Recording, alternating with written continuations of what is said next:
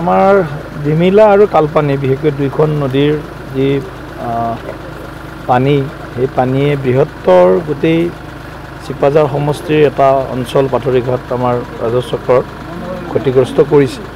আজি এতিয়া আমি হুছেইন চুবুৰীৰ এই বৃহত্তৰ অঞ্চলত আছোঁ। তাৰ আগতেও আমি কেইবাটাও অঞ্চলত গৈছোঁ, আমাৰ বামুণঝাৰৰ পৰা আৰম্ভ কৰি তাৰ আগতে আমি বাহজানিৰ ফালে গৈছিলোঁ। গতিকে বৃহত্তৰ এই অঞ্চলটো প্ৰতি বছৰৰ বানৰ তাণ্ডৱৰ কবলত পৰে আৰু এইবাৰ আমি এটা বিশেষভাৱে মুখ্যমন্ত্ৰীক অনুৰোধ জনাইছিলোঁ যে ডিমিলা নৈৰ দুই পাৰৰ যি মথাউৰি নাছিল, সেই মথাউৰিটো নিৰ্মাণ কৰি দিব লাগে। আজি 3 দিন আগতে আমি বিধায়ক ডাঙৰীয়া আৰু আমি গৈছিলোঁ। মুখ্যমন্ত্ৰী ডাঙৰীয়াই নীতিগতভাৱে এইটো সিদ্ধান্ত গ্ৰহণ কৰিছে আৰু আমি অহা বছৰ ডিমিলা নদীৰ দুই পাৰৰ মথাউৰি নিশ্চিতভাৱে আমি বনাম আৰু তাৰ পৰিণতিস্বৰূপে আমি বিশ্বাস ৰাখিছোঁ যে অহা বছৰৰ পৰা বানৰ তাণ্ডৱ কিছু হ'লেও এই অঞ্চলত কমিব। কিন্তু বানগ্ৰস্ত যিসকল লোক আছে আজি, তেওঁলোকৰ লগত আজি বিভিন্ন আমি কথা বতৰা তেওঁলোকৰ খা খবৰ লৈছোঁ আৰু জিলা প্ৰশাসনক ইতিমধ্যে নিৰ্দেশ আমি দিছোঁ। মুখ্যমন্ত্ৰী ডাঙৰীয়াই একদম ভিজিলেন্স তেখেতৰ পৰা আছেই, গতিকে সতৰ্কতাৰে গোটেই কথাবিলাক লক্ষ্য কৰি আছে আৰু আমাৰ বান নিয়ন্ত্ৰণ মন্ত্ৰী বা আমাৰ যি কয় ৱাটাৰ ৰিচোৰ্চ ডেভেলপমেণ্ট মিনিষ্টাৰ, তেখেতো অহা কথা আছিলে। গতিকে তেখেতো হয়তো ৰাতি বা কাইলৈ আহিব। গতিকে আমি সম্পূৰ্ণ মুখ্যমন্ত্ৰী ডাঙৰীয়াক গোটেই বিষয়টো অৱগত কৰি আছোঁ। জিলা উপায়ুক্তৰ লগত সঘন যোগাযোগ আছে, ৰাইজৰ লগতো কথা বতৰা পাতিছোঁ। বিভিন্ন অঞ্চলত সাহায্য শিবিৰ আজি সন্ধিয়া আৰু কাইলৈ ৰাতিপুৱাৰ পৰা আমি আৰম্ভ কৰিম।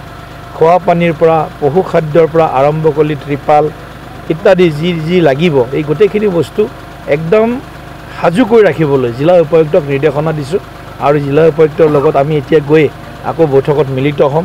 গোটেই পৰিস্থিতি পৰিৱেশৰ ওপৰত আমি তন্নকৈ গোটেই কথাবিলাক আমি আলোচনা কৰিম, যাতে বানগ্ৰস্ত লোকসকল বা পশু যি আছে বা শিশু আছে, সকলোৱে যাতে এই সময়ত যাতে অকণমান হ'লেও এটা সকাহ আমি দিব পাৰোঁ আৰু তেওঁলোকক এটলিষ্ট ঘৰত থকাৰ যিসকলৰ পৰিৱেশ নাই, পানী ঘৰত সোমাইছে, সেইসকলক আশ্ৰয় শিবিৰত আনি তেওঁলোকক যাতে আমি খোৱা খাদ্যৰ পৰা আৰম্ভ কৰি বাকীখিনি সকলো ব্যৱস্থা কৰি দিব পাৰোঁ, সেইটো আমি নিশ্চিত কৰি আছোঁ। অপৰিকল্পিতভাৱে দুখন চুইচ গেটৰ কথা ৰাইজে ইতিমধ্যে উল্লেখ কৰিছে।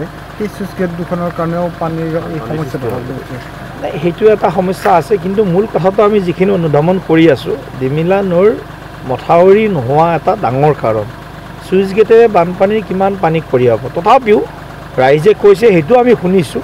কিন্তু মথাউৰিটো নিৰ্মাণ হোৱাৰ লগে লগে আমাৰ দীৰ্ঘদিনীয়া যিটো আমাৰ বা প্ৰতি বছৰৰ যিটো বানৰ তাণ্ডৱ, সেইটো বহু পৰিমাণে হ্ৰাস পাব বুলি বিজ্ঞানসন্মতভাৱে এই গতিকে কথাখিনি ৱাটাৰ ৰিচোৰ্চ ডিপাৰ্টমেণ্টেও কৈছে। গতিকে আমি সেইখিনিৰ ওপৰত বেছি গুৰুত্ব দিছোঁ, যাতে অহা বছৰৰ ভিতৰত আমি ডিমিলা নৈৰ দুয়োপাৰৰ মথাউৰিটো আমি নিৰ্মাণ কৰিব পাৰোঁ। চাওক, আমি আচলতে মন কৰিছোঁ যে প্ৰায় 25খন গাঁৱৰ মাজেদি আমাৰ এই যিটো ডিমিলা নৈ, এই নৈখন বৈ গৈছে আৰু প্ৰতি বছৰে বানপানী যেতিয়া আহে, প্ৰথম বানপানী আমাৰ ইয়াতেই হয় আৰু তাৎপৰ্যপূৰ্ণভাৱে এই যিখিনি পানী হয় ইয়াত, এই পানীটো কৃত্ৰিম পানী বুলি ক'লেও ভুল নহয়। আৰু আমাৰ আটাইতকৈ ডাঙৰ কথা হৈছে কি যে যিটো ডিমিলা নৈ আৰু কালপানী নৈ, এই দুয়োখন নৈৰে কোনো ধৰণৰ মথাউৰি নাই। আমাৰ পৰম্পৰাগত মথাউৰি বুলি নকওঁ, আমিতো বান বুলি ক'ম, সেইবিলাক দুই এঠাইত আছে, কিন্তু বান হোৱাৰ লগে লগে ছিন্ন বিচ্ছিন্ন হৈ যায়। আৰু সেইবাবে আমাৰ আগৰে পৰা এটা দাবী আছিল, আগৰে পৰা আমি সকলো মানুহে আমাক কৈ আছিল যে যিকোনো প্ৰকাৰে এই দুখন নৈ শক্তিশালীভাৱে যদি মথাউৰি নিৰ্মাণ কৰা হয়, তেতিয়াহ'লে বানপানী যথেষ্ট পৰিমাণে সংযত হ'ব। আৰু সেই মৰ্মে আমি এইবেলি আমাৰ মাননীয় আমাৰ যিগৰাকী সাংসদ দিলীপ শইকীয়া ডাঙৰীয়া আৰু মই আজি প্ৰায় 2 দিন আগতে আমাৰ মাননীয় মুখ্যমন্ত্ৰী মহোদয় আমি লগ কৰি পেলাই এই গোটেই বিষয়টো আমি খুব বিস্তৃত সহকাৰে আলোচনা কৰিছিলোঁ আৰু তেখেতে সেইবাবেই এই মাথাউৰিটো প্ৰথম অৱস্থাত দিয়াৰ বাবে এটা শক্তিশালী ভূমিকা গ্ৰহণ কৰিছে। আৰু সেই মৰ্মে আজি আমি ৰাইজক ক'বলৈ পাই আমি ধন্য মানিছোঁ যে পানী শুকোৱাৰ লগে লগেই আমি খৰালি দিনত আমাৰ এই মথাউৰি নিৰ্মাণ কৰা হ'ব। আৰু এই মথাউৰিটো নিৰ্মাণ হোৱাৰ পিছত কিছুমান সমস্যা আছে, পাণ্ডাঘাটত অলপ সমস্যা আছে, আকৌ বুঢ়াৰ পিনে তিনিসুঁতি পিনে এটা সমস্যা আছে।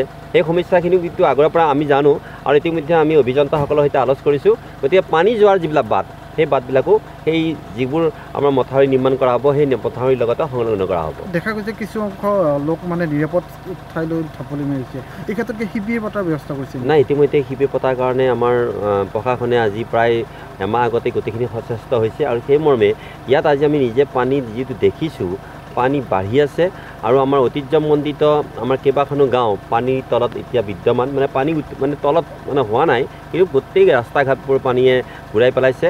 আশা ৰাখিছোঁ যে আমি আজি এতিয়া প্ৰশাসনৰ সৈতে বহিম, মাননীয় আমাৰ সাংসদ ডাঙৰীয়া বহি পেলাই আমি যিকোনো প্ৰকাৰে কাইলৈৰ ভিতৰতে যাতে সকলোৱে ক্ষতিপূৰণ বা অন্যান্য সাহাৰ্য পায় তাৰ কাৰণে আমি বিহিত ব্যৱস্থা হাতত ল'ম।